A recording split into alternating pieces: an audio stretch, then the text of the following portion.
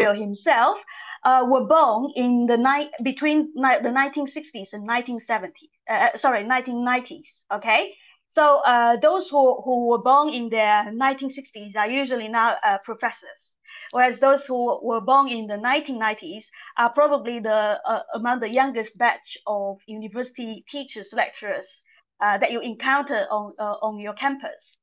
Okay, so during this period, the rural population in China accounted for more than 70% of China's total population. However, the amount of them, or the proportion of them who managed to get into universities in China to become university lecturers, teachers, is very, very small. Okay, so and this sort of number I would argue that is almost negligible number. Okay, so here I'm citing two studies. The first study was by 𝗦𝗲 1999.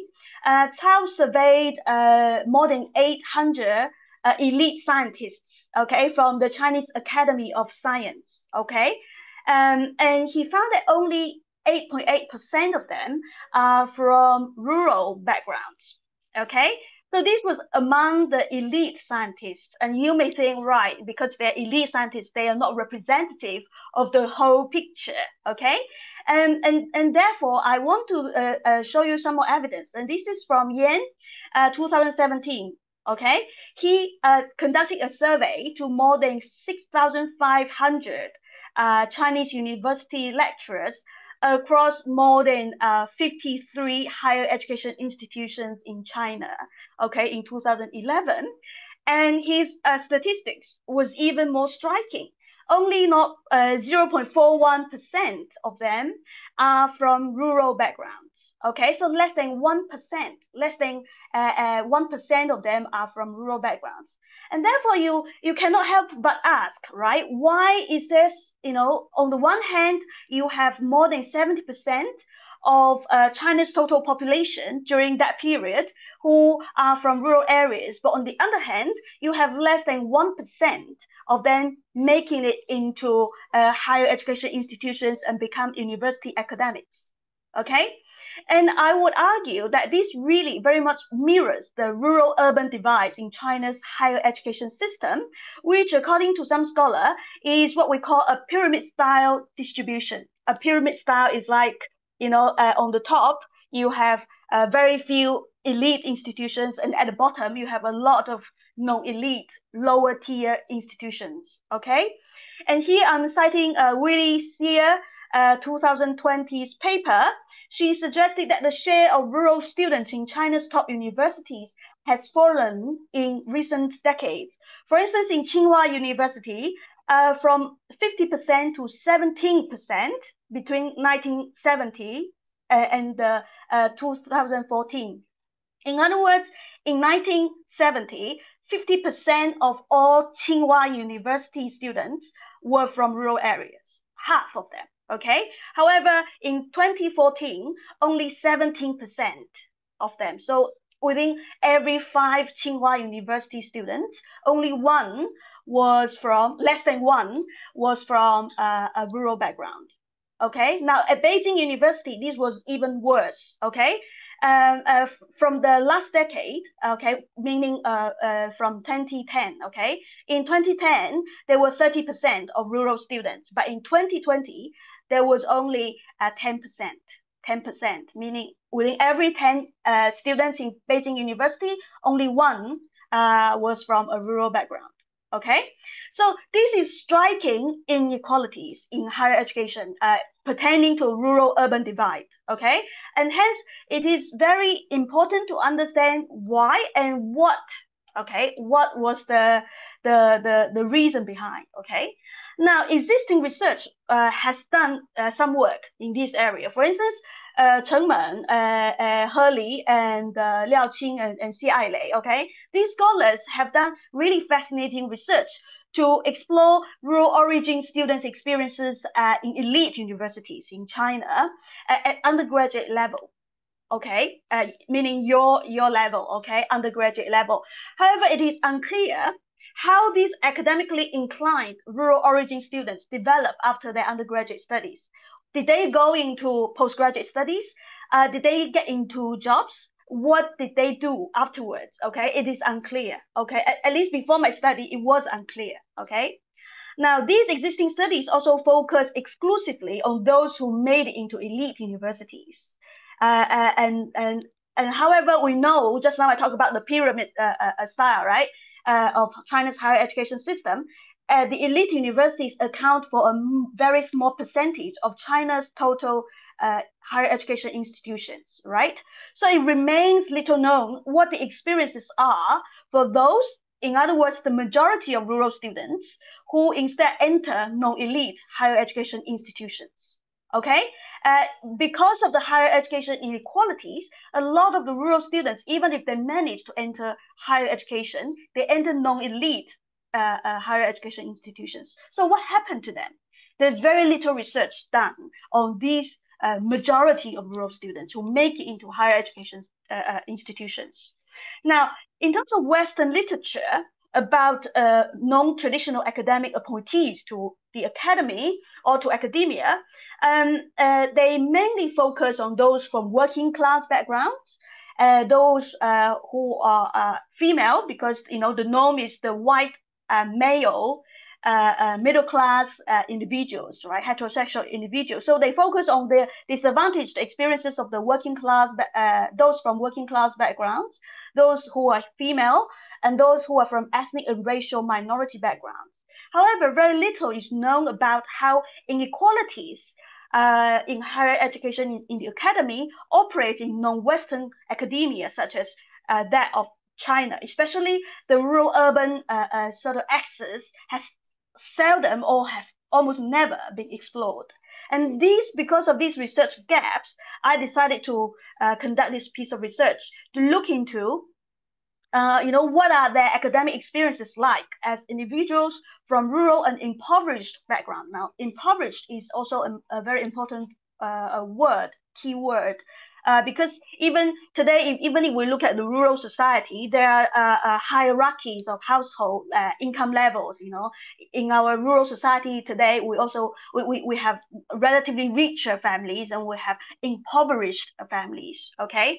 And also the second question was, what strategies have they used to tackle structural barriers in progressing their career? Okay, so these were my main research questions. Okay, what was it like and what strategies did they adopt?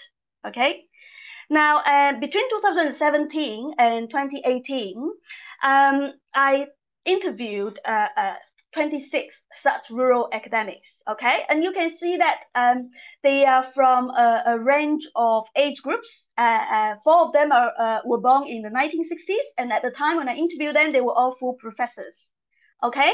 And the largest group were from those who were born in the 1970s and 1980s. And there was only one who was born in the 1990s, okay?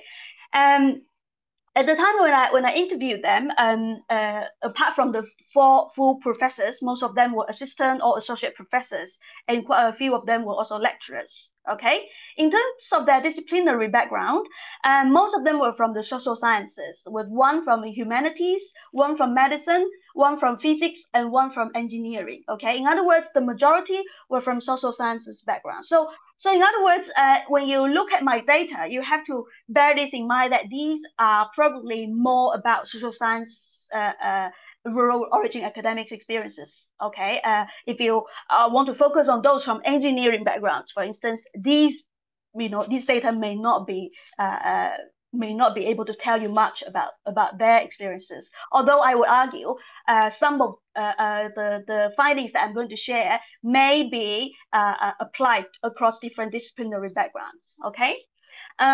Many of them received their PhD degrees from outside of mainland China. Quite a few of them received their PhD degrees from the Greater China area. Some of them received their PhD degrees from New Zealand, Europe, North America. Okay, right. So I will briefly talk about my theoretical framework, but I understand that it's not your focus of study, so don't worry if you are not familiar with such concepts. So I mainly draw upon Pierre Bourdieu. Pierre Bourdieu is a French sociologist, who has these a set of concepts that are very helpful, including his notion of habitus, capital, and field. Okay, especially capital. Capital refers to resources. Okay, so he conceptualized 4 kinds of capitals: economic capital, which means money or properties, and cultural capital, which can refer to your qualifications, can refer to your knowledge, can refer to your language abilities, your accent, etc., etc. And social capital, which refers to your connections, who you know, who you are connected to, what you can do through such social networks, etc. Okay, and then the last form of capital is called symbolic capital, which I'm going to talk a bit when I'm discussing the data. Okay, and then his notion of field, which could be broadly and crudely understood as our social environment. Okay. And I also draw upon Li-He's work, in which she explored rural origin student experiences in the elite university in China. And she talked about these rural students' academic habitus, okay, meaning the academic dispositions. And I also draw upon Maggie Leung's work in which she conceptualized geographic mobility as a form of capital. Geographic mobility meaning you move geographically. So for instance, some of you are from, let's say, from another province, and then you move, let's say you are from Jiangxi, okay, and you move to Shantou to pursue your higher education. So you move geographically, okay. So geographic mobility could be considered as a form of capital, a form of resource, okay. And so I draw upon these theoretical tools to understand my data, okay. So in order to present, to address my research questions, if you still remember, my first research question was about what were the experiences like, right? So I would mainly discuss the experience of poverty and marginalization. And when we talk about poverty, I would refer to the economic poverty, meaning not having money, not having enough resources, material resources, and social poverty, meaning not having enough social networks, social connections, and cultural poverty, meaning not having enough knowledge and understanding and a feel about how the game is played, how the game of higher education is played, okay?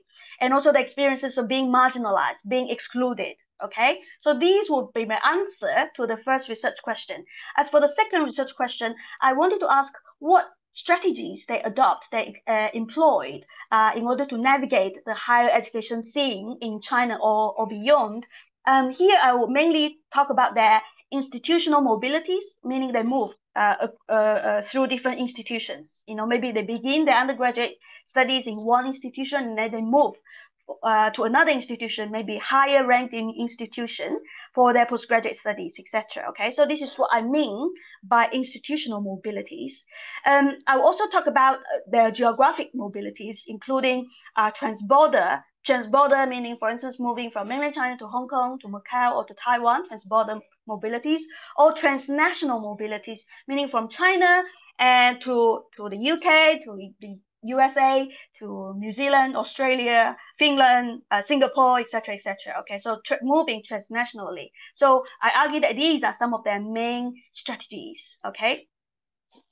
So here, let's think about poverty, and here I mainly focus on the economic poverty in these quotes.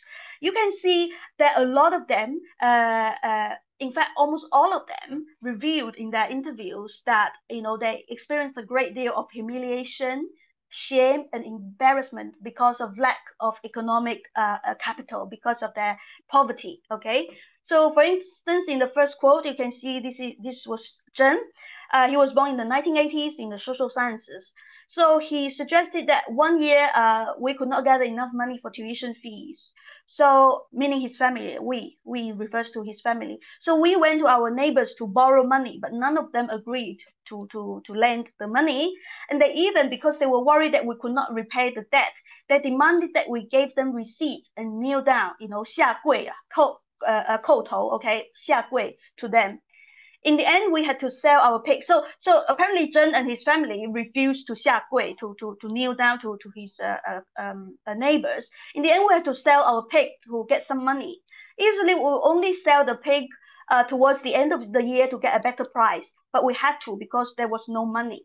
Okay, so they sort of sold their pig prematurely for a lower price because they lack money for the tuition fees and they could not borrow any money from their neighbors.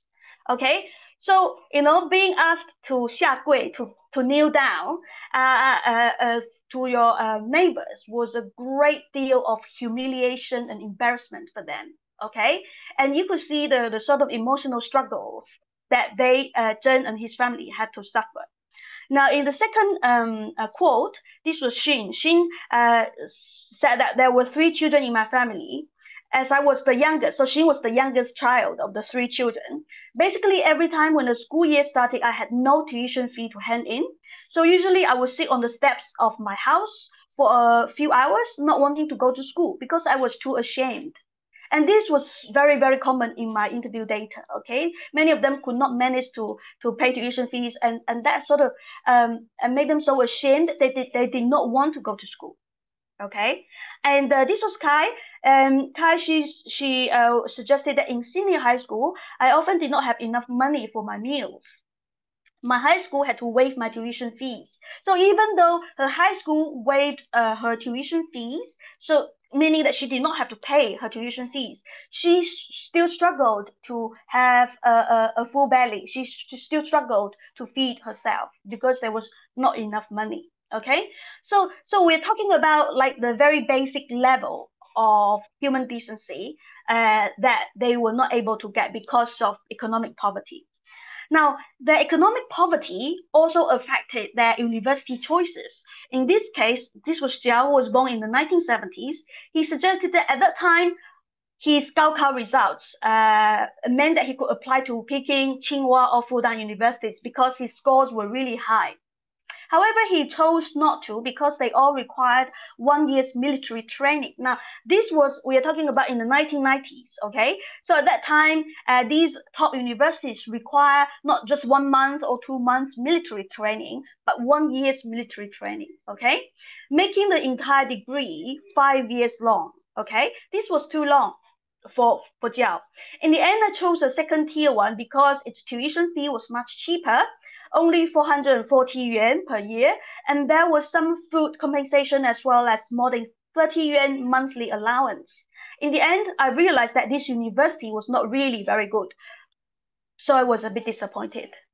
So you could see that because he was predominantly consumed or concerned about his lack of economic resources, and he was very much put off by the prospect of having to spend an extra year in the university, because an extra year in university meant a year's deferral of generating income, because if once you have got a university degree, you can probably start working and contribute to your family's economic income, but 1 year's delay may mean substantial delay in terms of generating income.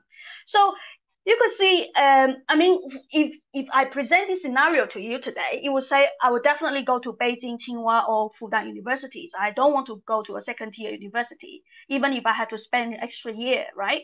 But for him, that was not the case. He was very much concerned about this monthly allowance, these lower tuition fees, and the food compensation, because otherwise he would not probably be able to feed himself while at university. Okay, and these kind of findings resonate with existing research findings. For instance, Liu Ye, in her paper in 2018, she suggested that the students from working class and agricultural families from non-metropolitan areas, meaning from rural backgrounds, are doubly punished by a lack of social and cultural resources and by the institutional discrimination hidden in the quota system. Okay, I mean, you have all gone through Gaokao yourself, and you probably know about the quota system, where you were filing your university or choices. Okay, did you get advice from your family, from your relatives, and from your schools? Okay, because many of these rural origin academics in my study said that when it came to the moment when they had to fill in university options, choices, they had no one to sort of consult. Their families knew nothing about it. Their teachers knew very little, or were too busy to take care of them. So they just fill in their university choices in a very random and uninformed way. And therefore,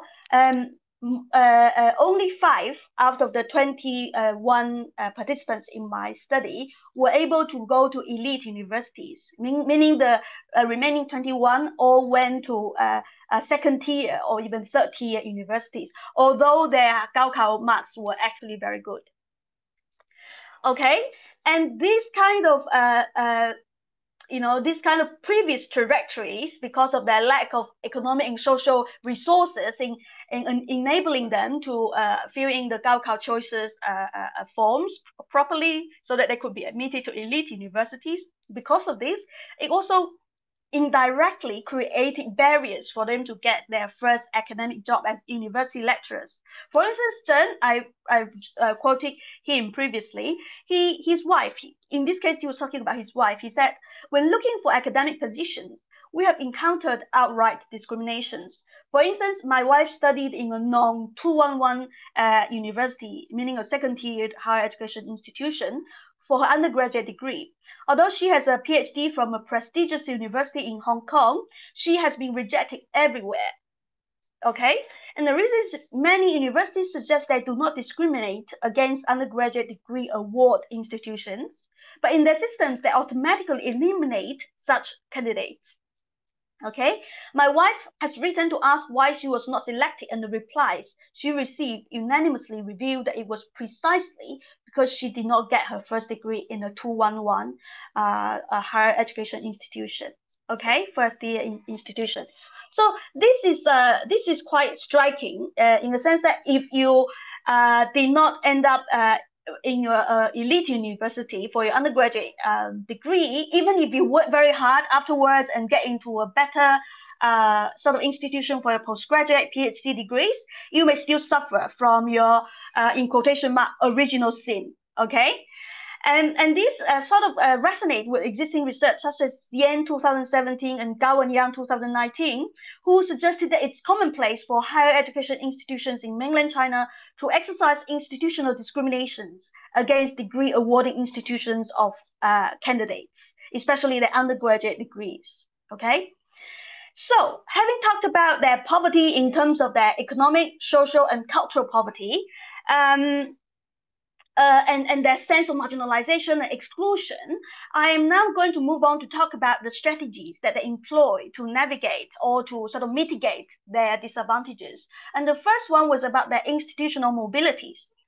All of my participants, all the 26 participants, engaged in one form or another of institutional mobilities. Now, just now I told you that 21 of them entered non-elite universities for their undergraduate studies. So all the 21 of them moved to a higher ranked institution for their postgraduate studies. And some of them moved even further for their PhD, maybe abroad, or they went to Hong Kong, etc., for their PhD degrees. Now, for the 5 who were initially who were able to initially enter an elite university for their undergraduate studies, they all moved abroad for their PhD degree studies. Okay, so in other words, all of my participants engaged in institutional mobilities. And here I'm citing the account of Tian. Okay, so Tian was born in the 1980s, and she got her PhD awarded in Greater China. Okay, and at the time when I interviewed her, she was an assistant professor at that time. Okay, so here she says that, if a student went to a not so prestigious university for undergraduate studies, he can only expect to get a job in a company that is not doing very well, and there is no security. But if he pursues postgraduate studies in a really prestigious higher education institution like Fudan University, which can give him a platform, then after graduation, he can get a better job. Okay, so this is her reasoning. Her reasoning is that if you if you haven't been able to go to a very prestigious university for undergraduate studies, you really need the platform that a better university can give you, through postgraduate studies. She said, unlike urbanites, meaning those who are from cities, okay, even if they cannot get certain jobs, they at least have their families there to support them in the cities. By the way, for people like us, meaning people like us who are from rural backgrounds, in order to climb upwards, achieving upward social mobilities, education is the only way out. And here I highlight it because, like, for her, it was like a very, very dire situation. Okay, there's only one way out, and that was education. Even if we return to our hometowns, we do not have the social networks. Now, just now I talk about social capital, okay? Even if Tian returns to her own hometown, her family doesn't have the social networks that classmates from the county seat possess, okay? So we may end up struggling at the bottom of the society all our lives, okay? And here we're talking about her attempt to avoid such a social reproduction, okay, because her family was at the bottom of the society, okay, and in order for her to break out of this environment, she had to move to a more prestigious institution in order to not struggle at the bottom of the society. She said we need this postgraduate qualification to open this new door. And here I would argue that institutional mobility for Tian became a very important means to achieve symbolic capital. Okay, the symbolic capital meaning the kind of recognition, the kind of platform that these more prestigious universities can accord to her. Okay, so like her examples are vivid. If you get a degree, a postgraduate degree from Fudan University, okay, employers may say, wow, you are really a high-end talent, and I would give you favorable considerations if you are applying for a job. So you're acquiring this kind of symbolic capital, okay, through your education, through your postgraduate institutional mobility, okay, and also this is primarily due to her lack of social capital. She said, even if I go back to my hometown to look for a job, I don't have the social connections, that some of my peers may have. Okay, and another a quote again from Tian is that, when she moves institutionally, she also has this opportunity to acquire very important social capital, okay? Acquire very important social connections. And in this case, she was mainly talking about her master's supervisor. So Tian's first degree institution was a non-elite university. But then for postgraduate study, she managed to move to a very high-ranked university in Beijing, okay? And there, her master's supervisor was extremely supportive of her. She said, my master's supervisor still gives me a lot of help because at that time, she was already an assistant professor herself. She said, he is very kind to every single student. He never thinks you are not good enough, believing that his students are all the most outstanding. Once I felt that my English was not good, he did not think so. He believed that anybody can improve, and he provided all kinds of opportunities for us to receive foreign academic visitors so we could act as translators and improve our English. He even paid for these activities. At that time, I wanted to collect data in Hangzhou city. He said, fine, you can go. Without his encouragement, I would not have been able to come to X university. That was her PhD university, okay? So in other words, this master supervisor of Tian's was able to provide her with a lot of encouragement. So that was like emotionally, but most importantly, resources, because this master supervisor has a lot of connections with international colleagues who would come to Beijing to visit, and then Tian would get this opportunity to hone her English skills. And the master supervisor would support her data collection activities financially. So in other words, this kind of social capital accumulation, sort of indirectly generates further resources in terms of economic and social sort of resources that Tian could benefit from. Okay, so in other words, Tian's initial institutional mobility from her undergraduate institution to this very prestigious postgraduate institution became an extremely important means for her to further accumulate social, economic, cultural capital. Okay, and most importantly, symbolic capital. Okay, in getting a very prestigious degree. Okay. Now, another form of mobility was what I suggested earlier, transborder mobility or transnational mobilities. So here, I would like to evoke a few examples. So for instance, Jiao, whom we cited a bit earlier, who chose to enter a second-tier university because of his concern about economic poverty. So he set the postgraduate entrance exam twice without success. And so he was very discouraged. However, he when he said, okay, you know what, I'm going to apply to the UK, and he actually got a scholarship to study in a UK higher education institution. And so he was very, his confidence was very much boosted, and he was able to get a scholarship. Although it was a partial scholarship, it enabled him to go to the UK, and in the UK he did part-time jobs, etc., to cover his expenses. So he was able to achieve a very good master's degree in the UK. Now, Qin was born in the 1970s, and at the time when I interviewed her, she was already an associate professor. She said that when she was applying for her master's studies, she said at that time I was already working in a university as an English teacher for a few years. I had to pass an exam, and that Singaporean university would select candidates from across China.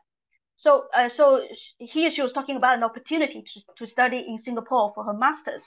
She said, since it was the Singaporean authorities that made the selection decision, I felt that it was perhaps fairer. Now here I'm not saying that this was necessarily the case, but she perceived that. She perceived that it was probably she stood a higher chance, and in the end, she did get that full scholarship to study in that Singaporean university for her master's degree. And then she came back to China, and she again wanted to apply for her PhD studies. She said, I did not stand any chance in mainland China because other candidates had been queuing for a long time. And you need 1C to get these sort of things. I did not have any. So at the time, she told me that the PhD supervisor that she was really interested in studying with had a lot of other candidates queuing for the very limited places to study with him. So she did not have stand any chance. So in the end, she applied to Hong Kong, and she got a full course scholarship to study in Hong Kong. Okay, so you see, for both of them, they could not succeed in the postgraduate scene in China, and in the end, they actually went abroad or went beyond mainland China to get such opportunities. And very interestingly, Jiao here was revealing that, before I went to study in the UK for my master's, I have felt that coming from a rural background is something that made me feel very inferior. 自卑, okay? I would not volunteer the information that I was from a rural area. After I went to the UK to study, I gradually began to reveal that I was from a rural area, which sometimes turned out to be an advantage in a sense that other people would not think of me as if I was from either government officials or rich family, which tend to reinforce some stereotypes. In the UK, people generally would think, right, if you're from China, you're very rich and probably you're a bit spoiled, okay, because you are, so they have this kind of stereotypes. But when he told people that, actually I'm not from a rich family, I'm from a rural area of China, people started to think of him differently. He said, in contrast, when I told people that I was from a rural area and that my family background was really ordinary, they might understand me in a new light because they did not feel that I fit into that stereotypical Chinese student image. Instead, they might think of me as very special in that my ways of thinking, my stories, or my sharing were very different from other Chinese students. So in this sense, he was able to turn what was a deficit, this kind of rural background being a source of his low self-esteem, 自卑, into a form of cultural sort of a symbol, a form of cultural resource, I would argue, okay? Right. So I have presented a few of the quotes and some of my findings, and here I thought it may be fitting for me to to sort of discuss what we can learn from these data. So first of all, it seems that this kind of rural-urban divide in China has predisposed a perpetually precarious economic position for these rural origin academics. I mean, I did not have time to talk that much into their suffering in terms of their lack of economic resources. But if you have read my paper, you have already seen the examples and how this kind of precarious economic position had instilled in them a desperate desire to not only uplift themselves but also support their rural-based families out of poverty.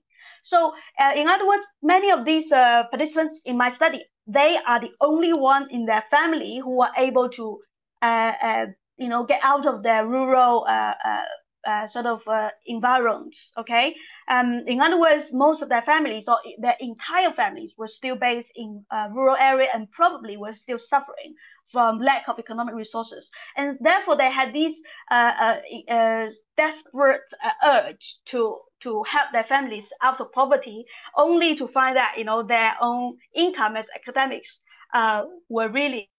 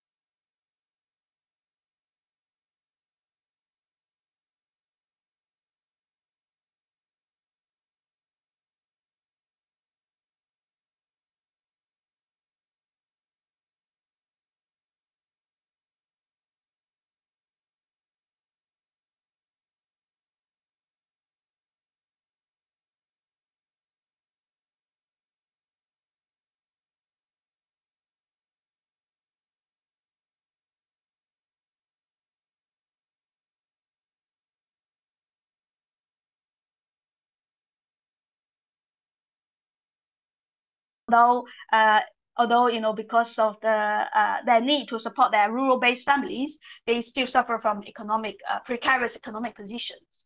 Okay, so this was the paper that I'm basing this paper on. So if you have, I believe most of you have already read it, but if you haven't, you are encouraged to engage with it, later. So I just wanted to let you know that we have a network for research into Chinese education mobilities, and this is the website. So here in this website, we have a lot of different research around different forms of Chinese education mobilities. And especially in our research highlights section, we have different categories of education mobilities. So if you are interested, you are very much encouraged to visit our website. Okay? So thank you very much.